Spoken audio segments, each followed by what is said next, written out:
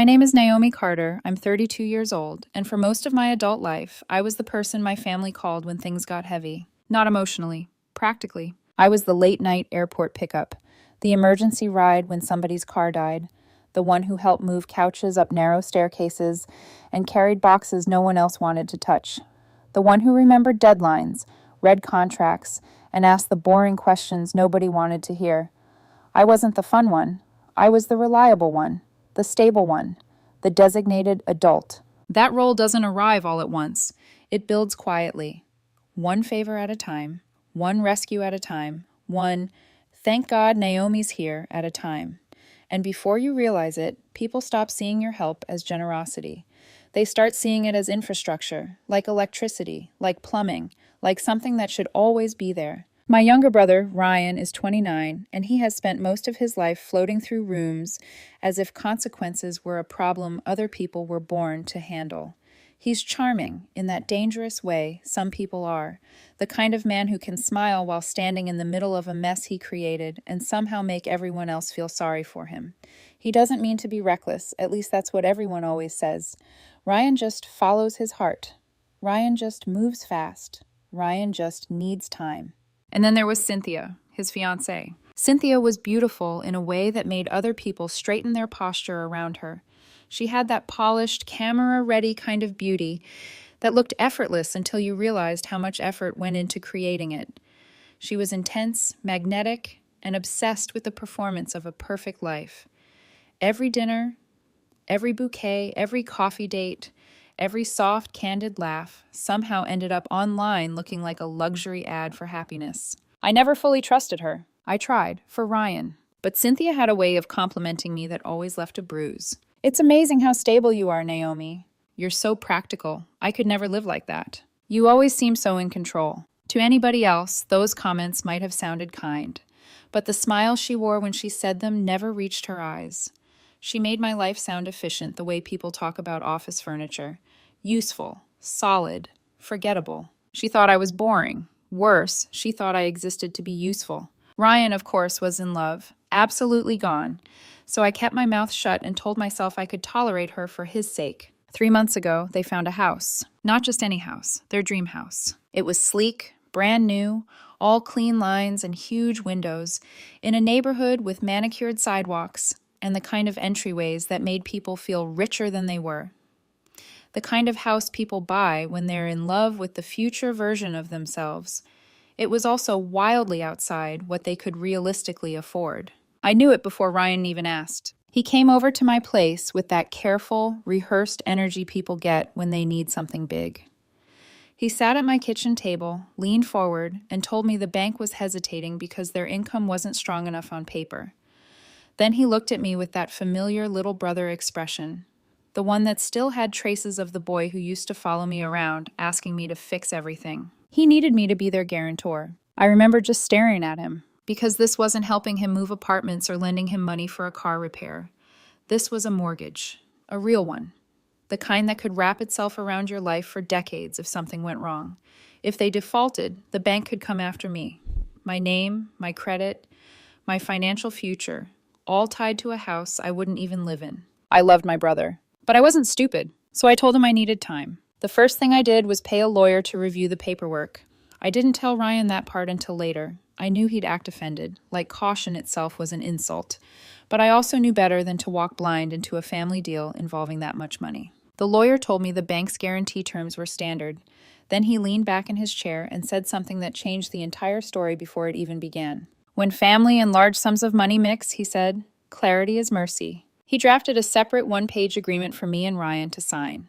Simple language, clean structure, 2 essential protections. First, if Ryan and Cynthia ever defaulted and I had to cover payments, I had the option to step into their equity proportional to what I paid. Second, he added what he half-jokingly called his CYA clause, cover your ass. The clause stated that my guarantee existed under a relationship of mutual respect and good faith, and that any deliberate act of defamation, malicious falsehood, or reputational harm against me would be grounds for my immediate withdrawal of support. At the time, it felt dramatic, almost paranoid. I actually hesitated before showing it to Ryan because I could already hear him laughing about how formal I was making everything. but when I handed it over, he barely read it. He skimmed the first lines, waved off the rest, and smiled. "Naomi, come on," he said. "We're family. Good faith is a given." I should have made him read every word. Instead, we both signed in front of a notary. I filed my copy away and tried to relax. The bank approved the loan. Ryan and Cynthia were ecstatic. There were champagne photos, sunset selfies in front of the property, a caption about building the future together. Everybody congratulated them. Everybody talked about how wonderful it was. I let myself feel relieved. That was my mistake. Last weekend, there was a family barbecue. Nothing dramatic, just cousins. Paper plates, somebody burning meat on the grill, children running through the yard with sticky hands and too much sugar in their systems. I was making small talk near the drinks table when Cynthia drifted over beside me. She was a little too close immediately. Not enough for a scene, just enough to register. She touched my forearm lightly and smiled in that curated, glowing way of hers. "You're always so serious, Naomi," she said. "You should learn how to have a little fun." Her tone was teasing, but something in it made my skin go cold. It was the same old Cynthia rhythm, patronizing, intimate in a way that wasn't invited, designed to make me look stiff if I pulled away. So I did the safest thing. I gave a small, polite smile, said I was going to grab another drink, and walked off. That was it. No argument, no confrontation, no weird, lingering moment. I didn't think about it again. Until 2 nights later. My phone started vibrating non-stop while I was on the couch with my boyfriend Liam, half watching some forgettable crime series. I picked it up and saw Ryan's name. Then I saw the length of the message. It was a wall of text, furious, breathless, accusing. According to Ryan, Cynthia had broken down crying. She said I had been making her uncomfortable for months. She claimed the barbecue had pushed her over the edge. She told him I cornered her, whispered that she was too good for him, that she deserved someone who could give her the life she wanted, not a man she had to carry forever. I read that line 3 times. It was so specific, so venomous. Not the kind of lie someone blurts out in panic. The kind they shape carefully because they know exactly where it will land. The rest of the message got worse from there. He said I had crossed a line. He said Cynthia was shaken and humiliated. He said maybe my jealousy had finally gotten out of control. Jealousy? Of what? Their relationship? Their house? Their performance? It hit me all at once then, not like confusion, but like pattern recognition. For months, Cynthia had been planting little seeds, telling Ryan I was too involved in their finances, telling him I judged the way they spent money, telling him I liked having control. I hadn't seen the full shape of it until that moment, but once I did, I couldn't unsee it. She'd been building a case against me. I called Ryan immediately. No answer. I called again. Straight to voicemail. Then one final message came through. "Stay away from us." I sat there staring at those 4 words while Liam muted the TV and turned toward me. He asked what happened, but for a few seconds I couldn't answer because something inside me had gone very still. Not numb, certain. Cynthia didn't just want distance. She wanted erasure. She wanted me cut out of their emotional life, their social life, their future holidays, their wedding photos, their narrative. But she still wanted my name underneath their dream house. She still wanted the part of me that made their life possible. That was the moment something hardened. I typed back 1 word. Done. Then I got up, walked into the kitchen, and called the mortgage advisor at the bank. My voice was calm, so calm it scared even me. Due to a serious and unforeseen personal conflict, I said, I am formally withdrawing my name as guarantor for Ryan Carter and Cynthia Hale's mortgage application. There was a long pause on the other end. Then the advisor spoke carefully. Ms. Carter, I need to make sure you understand this will almost certainly result in the denial of the loan. I looked out across my dark kitchen window and saw my own reflection staring back at me. For the first time in my life, I wasn't rescuing my family from the consequences of their choices. I understand, I said. And I meant it. The fallout didn't come immediately. For 3 days, there was nothing. No messages, no calls, no explosion. It was so quiet that part of me almost started to believe maybe Ryan had cooled down. Maybe he'd realized something didn't add up. Maybe he'd call, awkward and defensive, but willing to listen. I should have known better. The pounding came at 10 at night. Sharp, urgent, uncontrolled. Liam was in the kitchen when it started. He froze mid-step and looked toward the door, then at me. Are you expecting anyone? I already knew who it was. I walked over slowly, each step steady, deliberate, like I had all the time in the world. I didn't rush. I didn't panic. I just reached the door and looked through the peephole. Ryan. He looked wrecked. Hair disheveled, eyes red, jaw tight, like he'd been clenching it for hours. The kind of look people get when the reality they were ignoring finally catches up and hits them all at once. I opened the door. He didn't wait for an invitation. "What did you do?" His voice cracked as he pushed past me, straight into my living room. Liam stepped back instinctively, giving space but not leaving. His presence was quiet, watchful, protective without being confrontational. I closed the door gently behind Ryan. "Exactly what you told me to do," I said. "I stayed away." He turned to me, eyes blazing. "The bank called. The loan is denied. They said you pulled out. You torpedoed the whole thing. Why?" For a second, I just looked at him. Really looked. At the exhaustion, the panic, the confusion, and underneath all of it, the complete, staggering lack of awareness. "Are you serious right now?" I asked quietly. "What is that supposed to mean?" he snapped, pacing now, dragging his hands through his hair. "This is not a joke, Naomi. We lost the house." "You accused me of trying to destroy your relationship," I said, my voice still level. "You told me to stay away from your life, and you don't understand why I removed myself from your finances?" "That's different," he shot back immediately. "Different." The word hung in the air like something rotten. "That was personal," he continued, his tone shifting into something defensive, almost rehearsed. "Cynthia was upset. She's sensitive. Maybe she overreacted a little, but you don't ruin someone's future over a fight." "A fight." I felt something cold settle into place inside my chest. "A fight," I repeated softly. "A fight is arguing about who forgot to pick up groceries. A fight is disagreeing over something small and stupid." I took a step closer to him. "This wasn't a fight, Ryan. You decided I was capable of something ugly and humiliating. You didn't question it. You didn't call me. You didn't give me a chance to explain. You just accepted that version of me." He stopped pacing. For a second, there was something there. Uncertainty. Then his phone buzzed. He glanced down at it, and I saw it, the name lighting up the screen. Cynthia. Even from a few feet away, I could hear her voice. High, tight, frantic. "Is he fixing it? Tell him to call them right now. He has to fix this, Ryan. We're going to lose everything." Ryan's expression hardened instantly. The uncertainty vanished like it had never existed. He declined the call, shoved the phone back into his pocket, and looked at me again. "You need to call the bank," he said, his voice low now, controlled, demanding. "Tell them it was a mistake, an emotional reaction. Fix it." There it was. Not an apology, not a question, a command. "No." The word came out flat and final. Ryan blinked like he hadn't heard me correctly. "What?" I said no. His composure cracked. "What do you mean, no?" His voice rose, sharp and disbelieving. "Naomi, this isn't something you just do.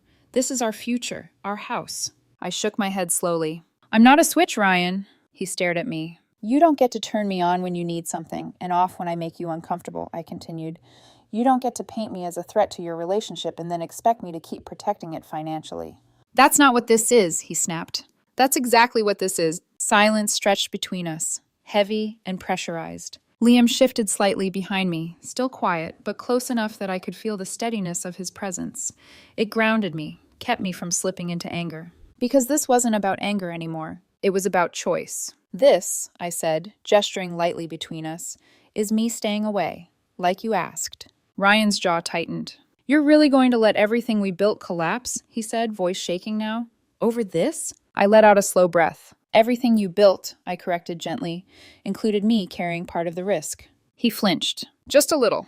"Your dream became a liability for me the moment you decided I was disposable," I added.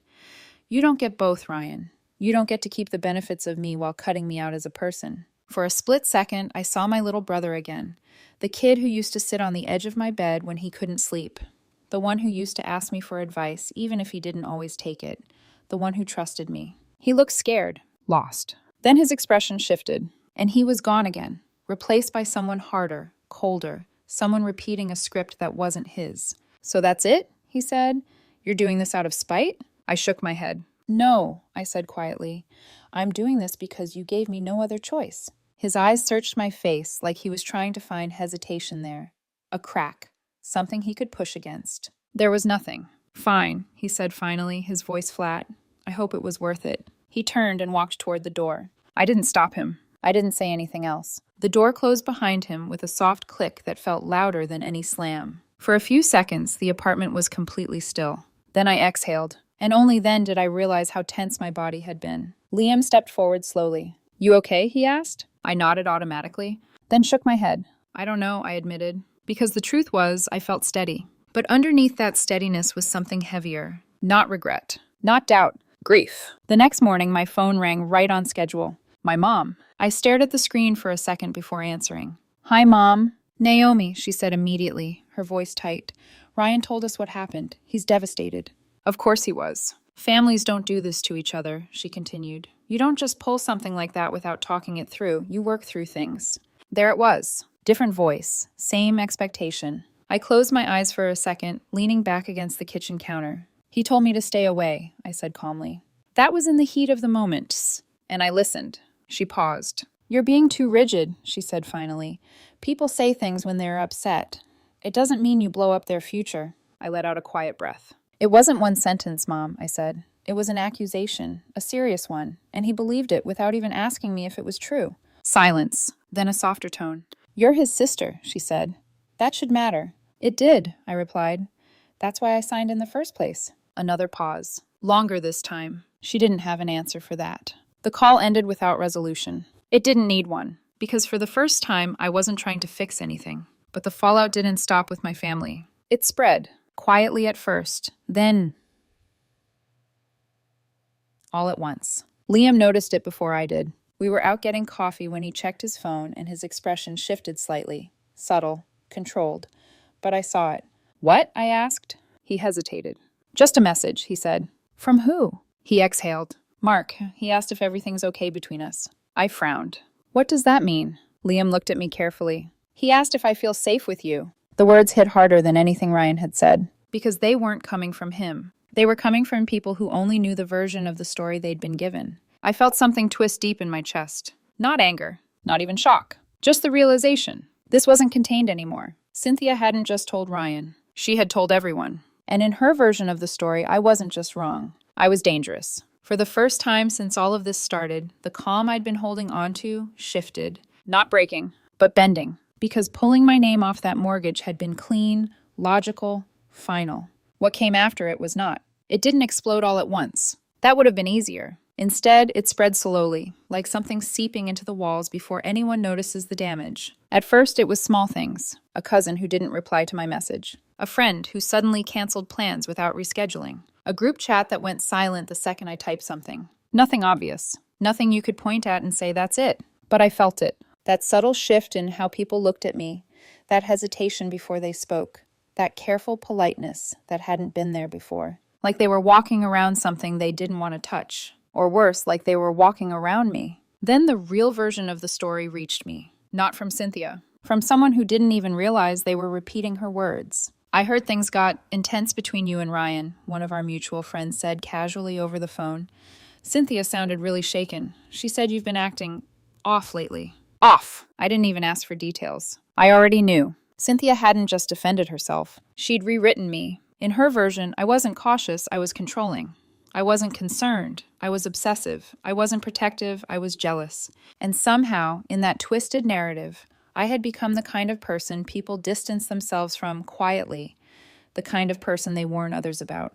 I hung up that call and just sat there for a long time, staring at nothing. Because this was the part I hadn't fully prepared for. Not the financial fallout, not Ryan's anger. This slow erosion of who I was in other people's eyes. Liam noticed it in me before I said anything. You're quieter, he said one night, sitting beside me on the couch. You've been in your head all day. I let out a breath I didn't realize I'd been holding. They think I'm lying, I said. He didn't ask who. He already knew. They don't know you, he said simply. That's the problem, I replied. They think they do. Because Cynthia was good at this. She didn't rant, she didn't scream, she told stories. Calm ones. Controlled ones. Just emotional enough to feel real. She painted herself as the woman who tried to be kind, who tried to be patient, who finally broke under pressure. And Ryan, loyal, protective Ryan, stood beside her, confirming every detail. And I was the missing piece, the one who wasn't there to defend herself in those conversations, the one who had already pulled away, which conveniently made me look guilty. It was almost impressive. Almost. Until it started touching things it shouldn't. Liam's phone buzzed more often. Different names. Different people. Same question wrapped in different words. Are you okay? Is everything all right between you two? You know you can tell me if something's wrong, right? He handled it better than I expected. He didn't get defensive. He didn't argue. He didn't try to prove anything. He just shut it down. She's fine, he told them, and I'm not entertaining rumors. But even that had a cost. I saw it in the way some of those friendships cooled. The distance, the quiet judgment, the way people chose sides without ever saying it out loud. And I hated that he was being dragged into something he never signed up for. "I'm sorry," I told him one night. "For what?" he asked. "For this," I said, gesturing vaguely at everything. "You didn't ask to be part of this mess." He looked at me for a long second, then shook his head. "I asked to be with you," he said. "This comes with it. Simple, steady." And somehow that made it worse, because it reminded me exactly what I stood to lose if this kept spreading. A week passed, then another. The family pressure faded faster than I expected. Not because they agreed with me, because they realized I wasn't going to bend. I had one long, exhausting call with my parents where I said the only thing that mattered. Ryan was given a choice, I told them, between his sister and a lie, and he chose the lie. There wasn't much to argue with after that. They didn't like it, but they heard the finality in my voice. For a while, things quieted again. Too much. Because Cynthia wasn't done. Not even close. The letter arrived on a Thursday. Certified mail. My name printed neatly across the front like it belonged there. My stomach dropped the second I saw the return address. A law firm. For a moment, I just stood there holding it, not opening it, just feeling the weight of it, because I already knew. This wasn't going to be an apology. It wasn't going to be an explanation. It was escalation. I opened it slowly, carefully, like the words inside might explode if I moved too fast. They didn't. They cut. The letter was formal, cold, aggressive in that controlled, professional way that somehow feels more threatening than yelling ever could. It demanded that I immediately reinstate my guarantee on Ryan and Cynthia's mortgage. It claimed my withdrawal had been abrupt and malicious. It accused me of interfering with their purchase and warned that, if I didn't comply, they would consider pursuing legal action to recover their financial losses, including their deposit, along with additional damages tied to the fallout. I read that section twice, then again, as if repeating it would make it sound less absurd. It didn't. I let out a hollow laugh that didn't sound like it belonged to me. For a full minute, I just stood there in my kitchen, holding that letter like it was something foreign. Then I sat down and read it again, slower this time, line by line, trying to find the part where it made sense. It didn't, but that didn't matter. Legal language doesn't need to feel fair to scare you. It just needs to sound possible. And it worked. For the first time since all of this started, I felt it. Fear. Not loud, not overwhelming. Just a quiet, creeping fear that settled into my chest and stayed there. Because this was different. This wasn't a fight. This wasn't a misunderstanding. This was something that could follow me into courtrooms, into records, into parts of my life that didn't end when the conversation did. I took the letter with me to my car after work that day, sat in the driver's seat, engine off, lights dim, and read it again. 10 times, maybe more. Each time it felt heavier, more real, more exhausting. The anger I'd been carrying since the beginning had burned itself out. All that was left was this deep, bone-tired sadness. Because I hadn't just lost my brother. I'd lost the version of him I thought I knew. And now I was being punished for protecting myself from that loss. For one weak moment, I considered it. Calling the bank. Taking it back. Putting my name back on the line just to make everything stop. Just to silence the noise. Just to rewind things too before this spiraled out of control. Then the passenger door opened. I flinched slightly, startled out of the thought. Liam slid into the seat beside me. He didn't say anything at first. He just looked at me, then at the letter in my hands. "Is that what I think it is?" he asked quietly. I nodded. He took it gently, reading through it with a focused expression. No panic, no immediate reaction, just careful attention. When he finished, he leaned back in his seat and exhaled. "They're bluffing," he said. I looked at him. "You don't know that." He turned his head slightly, meeting my eyes. "They're trying to scare you," he said. "That's not the same thing as having a case." I let out a slow breath. "They're actually threatening to sue me, Liam." His expression didn't change. "Did they tell their lawyer everything?" he asked. The question hit harder than the letter, because I hadn't thought about it that way. "Not really. They told him their version," I said slowly. "Exactly," he replied. And just like that, something shifted. Not completely, but enough. Because if there was one thing I knew for certain, Cynthia's version of the story didn't include the parts that would destroy it. That one question didn't erase the fear, but it cut through it. Clean, sharp. I sat there in the car, the letter still in my hands, and replayed the past few weeks in my head, not emotionally this time, not as a sister or someone who had been hurt, but as someone looking at a sequence of facts. Cynthia's story, Ryan's message, my response, the timeline, and then the document. I felt it before I even said it out loud. "I have something," I murmured. Liam didn't respond immediately. He just watched me, letting me connect the dots on my own. "The agreement," I said, turning to him, "the one Ryan signed before the loan went through." His expression sharpened slightly. "What about it?" I didn't answer right away, because suddenly I could see it, not just remember it, see it. The lawyer's office. The clean, single-page document. The part I almost thought was unnecessary. The clause. The one Ryan barely glanced at before signing. I was already reaching for my bag. "I need to go home," I said. Liam nodded immediately. "Let's go." The apartment felt different when I walked in. Not tense, not heavy. Focused. Like something inside me had shifted from reacting to calculating. I went straight to my desk, pulled open the bottom drawer, and started flipping through a stack of neatly labeled folders. I'd always been organized. Always the one who kept records, backups, copies of things no one else thought to keep. Ryan used to tease me about it. Said I treated life like paperwork. That habit might save me. I found the folder faster than I expected. Mortgage documents, bank approvals, correspondence. And then, there it was. The agreement. Still in perfect condition. Signed, notarized, dated. I sat down slowly, laying it flat on the desk, my fingers brushing lightly over the page as if confirming it was real. "Read it," Liam said quietly from behind me. "I don't need to," I replied. "I remember what's in it." But I read it anyway. Every line, every word, until I reached the part I was looking for. Mutual respect and good faith. And beneath that, the clause. The one that had felt like overkill at the time. The one that now changed everything. Any act of defamation or malicious falsehood against the guarantor constitutes immediate grounds for withdrawal of financial support. I let out a slow breath. Not relief. Not satisfaction. Certainty. "They don't have a clean case," I said. Liam stepped closer. "You're sure?" I turned the page slightly toward him, pointing at the clause. "They're threatening me over withdrawing support," I said. "But they're leaving out the part where they violated the agreement first." He leaned in, reading it carefully. "They accused you of something serious," he said, and he put the fallout in writing.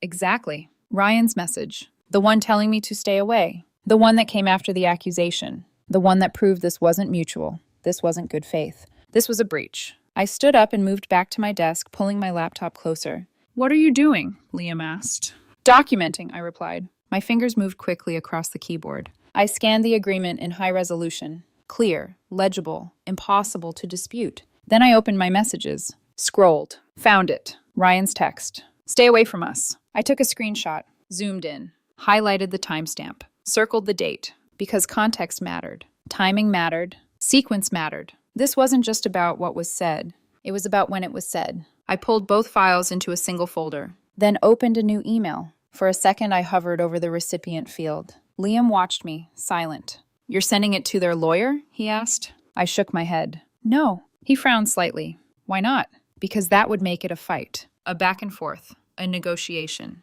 And this wasn't about arguing anymore. It was about truth and consequences." "I'm not playing their game," I said.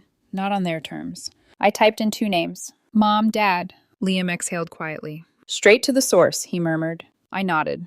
"They've been asking why I did this," I said. "They deserve the full answer." I stared at the blank email body for a moment. There were 100 things I could have written. Explanations, defenses, emotions. I wrote none of them. Just the truth. Simple, direct, enough. "Mom, Dad, you've been asking why I withdrew my guarantee. Attached is the legal agreement Ryan and I both signed before the loan was approved. His message to me, also attached, is a clear violation of the good faith clause in that agreement. I did not act out of anger. I acted because I was forced to protect myself. I'm sorry you're in the middle of this. I read it once. Didn't change anything. Didn't soften it. Didn't add anything extra." Then I hit send. The whoosh of the email leaving felt louder than it should have. Like something irreversible had just been set in motion. I closed my laptop slowly. And for the first time in days, the noise in my head eased. Not completely, but enough. Liam leaned against the desk beside me. "That was calm," he said. "It's not calm," I replied. "It's final." Because there was nothing left to argue. Nothing left to prove. The truth was no longer something I was trying to explain. It was something they could see. Black and white. Signed, dated, undeniable. Now it was just a matter of what they chose to do with it. The waiting was the hardest part. Not because I didn't know what would happen. Because I did. I knew exactly where this would go. There would be denial. There would be anger. There would be attempts to twist it. But eventually, there would be a crack. A point where the story they'd been telling themselves stopped holding. And reality slipped through. That moment didn't come immediately. Not that night. Not the next morning. Not even the day after that. 48 hours passed. Quiet, heavy, unresolved.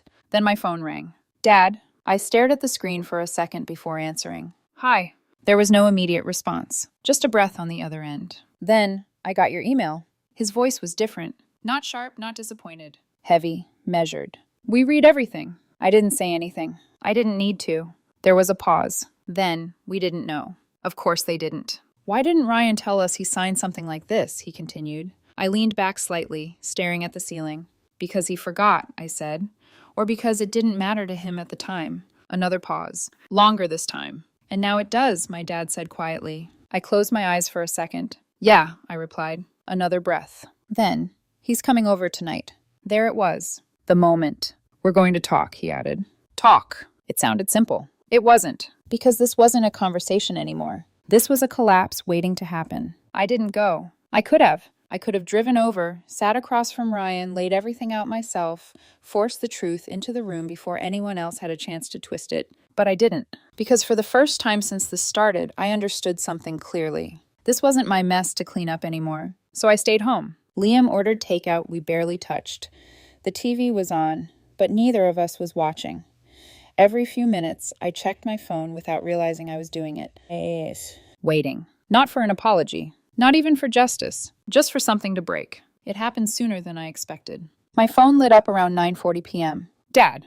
I answered immediately. Hi. There was noise in his background. Muted voices. Movement. The low hum of a conversation that had already gone sideways. Then my dad spoke. He's here. Of course he was. And? I asked quietly. There was a pause. Not hesitation. Something heavier. We showed him the document. I closed my eyes. And the message, he added. Another pause. Longer this time. I could hear someone talking in the background. Ryan, I think. His voice sharper than usual. Strained. Defensive. Then, he didn't deny it, my dad said. The words landed softly. But they carried weight. What did he say? I asked. My dad exhaled slowly. At first, he tried to downplay it. Said it wasn't a big deal. That it was just something he signed quickly. Of course he did. That was Ryan. Ignore the details. Focus on the outcome.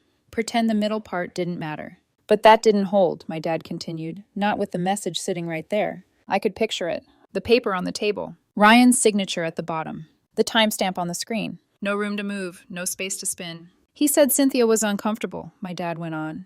That she felt like you were always watching their finances, judging them. I let out a quiet breath. That's not what he said before, I replied. No, my dad said, it's not. Silence. Then, he admitted it. And just like that, it cracked. What exactly did he admit? I asked, even though part of me already knew. That you never did anything inappropriate, my dad said. That there was no confrontation, no comments, no anything. I didn't react outwardly. But something inside me shifted. Not relief, not satisfaction, confirmation. The truth didn't feel triumphant. It felt late. He said it was Cynthia's idea, my dad continued, to create some distance. Distance. That word again. He said she thought you were too involved, he added. That you had too much influence over their financial decisions, that it made her uncomfortable. I leaned back into the couch, staring at nothing. So she decided to destroy my reputation to fix that, I said flatly. My dad didn't answer immediately. He said he didn't think it would go this far, he said instead. He thought you'd be upset, that you'd argue, that things would settle down after. I let out a soft, humorless laugh. He thought I'd stay, I said. Yes, that was the part he got wrong. He didn't think you'd actually pull out of the guarantee, my dad added. Of course he didn't, because in his mind, I never did that. I never walked away. I never chose myself over the role I'd always played. That was the real shock. Not the house, not the money. Me. What about Cynthia? I asked after a moment. There was another pause. She was there, my dad said carefully. Of course she was. And? She tried to stick to her version, he said. At first. At first. I could hear it in his tone. That shift. That didn't last, he added. Why not? Because it didn't match anything we were looking at, he said simply. Paper, message, timeline, truth. It didn't leave much room for performance. She started crying, my dad continued. Said she felt attacked. Said everyone was turning against her. That sounded about right. She tried to make it about how she felt, I said. Yes. Another pause. Longer this time. Then, your mother spoke. That caught my attention. Because my mom didn't confront people. She smoothed things over. She softened edges. She kept the peace. What did she say? I asked. There was something in my dad's voice when he answered. Not pride, not exactly, but close. She didn't raise her voice, he said. She didn't argue. She just looked at Cynthia and said, "How could you do this to our family?" I closed my eyes. And then she said, "How could you do this to her?" Her, not the situation, not the misunderstanding. Me. For the first time since this started, I felt it. Not vindication. Not victory. Just being seen. The call ended shortly after that. There wasn't much else to say. The truth had landed. What people did with it after that was something else entirely. The next day, my mom called. Her voice was different. Softer, but not in the way it had been before. Not placating, not dismissive. Real. "We went to their apartment this morning," she said. I didn't ask why. I already knew. And? It wasn't good, she admitted. I could imagine. Small space, too much tension. Nowhere for the truth to hide. She tried again, my mom said. Cynthia. Of course she did. She cried, my mom continued. Said she felt ganged up on. Said no one was listening to her. I stayed quiet, because I knew what came next. I told her something, my mom said slowly. I waited. I told her I believed my daughter. The words hit harder than I expected, because I hadn't realized, until that moment, that part of me had been waiting for them. Not the proof, not the timeline. Those words. I should have said it sooner, she added quietly. I swallowed, but didn't respond, because if I did, I wasn't sure what would come out. She didn't like that, my mom said. Cynthia. I'm not surprised. No, my mom replied, but it's done now. The legal threats disappeared after that. No follow-up, no escalation, no lawsuit, just silence. Because now they didn't have a story they could stand on. Only one that had already collapsed. Ryan didn't call, didn't text, didn't try to explain. Not immediately. From what I heard, he and Cynthia were still together. But it wasn't the same. It couldn't be, because now he knew. Not just what she did, what he chose to believe, and what it cost. The house was gone. The deposit was gone. The version of their future they had built was gone. And all of it, was built on something that never needed to happen. I didn't feel good about it. I didn't feel bad either. I just felt tired, because there were no winners here. Not really. Just different kinds of loss. The legal threats vanished like they'd never existed. No follow-up letters, no emails, no calls from that law firm. Just absence, the kind that tells you everything you need to know. They had nothing, and they knew it. Ryan and Cynthia kept the relationship. That surprised me at first. Then it didn't. Because walking away would have meant admitting everything, not just the lie, but the choices that followed it. And that's harder than staying. From what I heard, things between them weren't good. They were still together, technically, but the version of them that had once posed in front of that house, smiling like they'd already made it, was gone, replaced by something tighter, colder, a constant low-level resentment that never really went away. They lost the house, lost the deposit, lost the future they had been so sure of. And underneath all of that, they knew why. Because even if Ryan tried to move past it, even if Cynthia tried to reshape the story again, there was no rewriting what actually happened. Not anymore. My life didn't snap back to normal. That would have been too clean, too easy. Instead, it settled into something different. Quieter in some ways, heavier in others. Some family members came back around carefully, like they weren't sure what version of me they were walking into. Others didn't. They stayed distant. Still holding on to the version of the story they heard first, still convinced there was more to it, or maybe just unwilling to admit they'd been wrong. Holidays became complicated. Not explosive, not dramatic, just tense, carefully managed, conversations that stayed on safe topics, silences that lasted a little too long, people choosing where to sit before they chose what to say. The kind of tension that doesn't shout. It lingers, and Liam felt it too, not just from my family, from his. From friends, from people who had heard just enough of the story to form an opinion, but not enough to question it. He handled it the same way he handled everything else. Quietly, firmly. But even that had a cost. We lost a few people along the way. Not dramatically. No big arguments. Just distance. Fewer messages. Fewer invitations. Until eventually, nothing. I hated that part the most. Not what I lost. What he lost. Because of something that was never his to carry. I'm still here, he told me once, like he could see exactly where my thoughts were going. I know, I said.